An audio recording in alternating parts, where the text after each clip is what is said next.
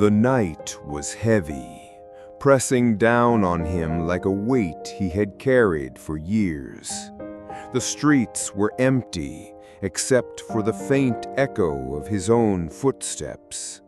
Each step felt like a chapter in a book he no longer wanted to read, the kind of story that leaves scars on your soul. He had tried to outrun it before, that shadow of what he used to be, but no matter how far he went, it followed. The past always had a way of catching up. It wasn't just memories. It was the sound of a slammed door, the sharp sting of words he could never take back, the smell of burning bridges.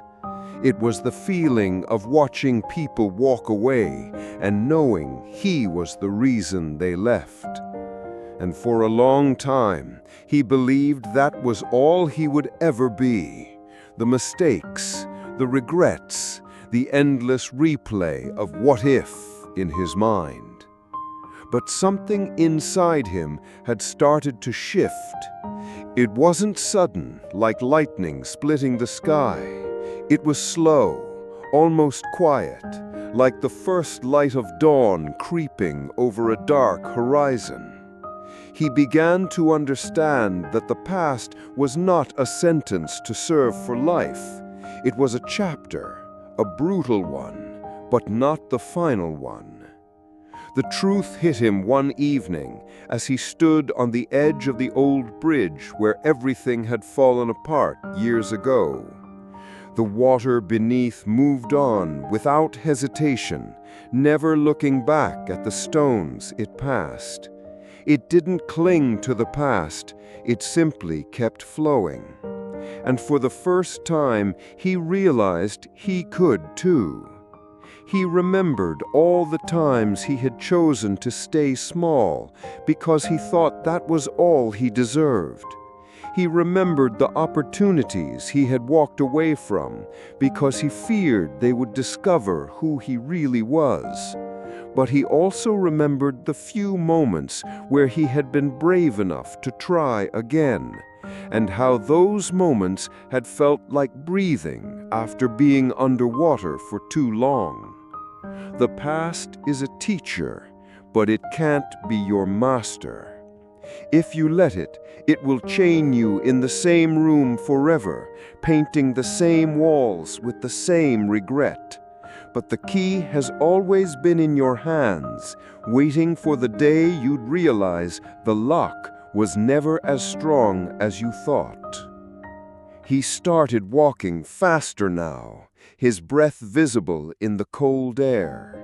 The city around him was waking up, lights flickering on in apartment windows, the faint hum of life returning to the streets.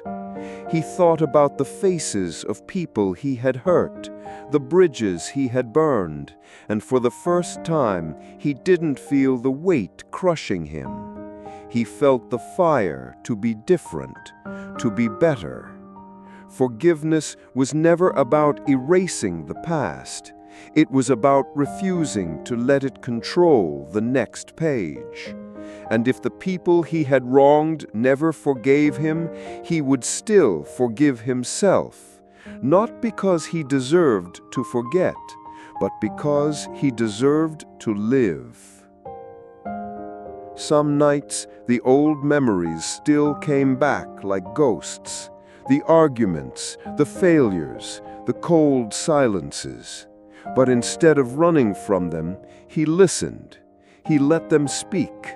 And then he told them they had no power here anymore. He began rebuilding piece by piece. He made calls he had been afraid to make. He showed up where he once would have hidden. He learned that sometimes you can't undo the damage, but you can grow something new where the ruins stand. And slowly, the people around him began to see that change was not a performance, it was real.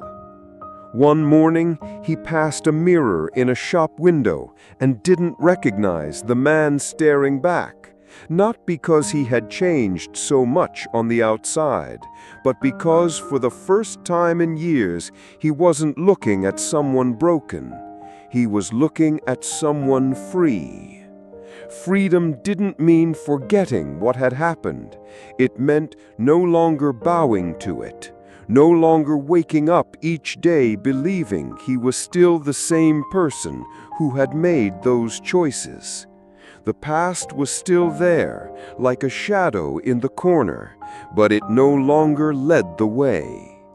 And as he stood at the top of the hill, overlooking the city, the wind cutting through his jacket, he thought of all the years he had wasted believing he was still locked in that old prison.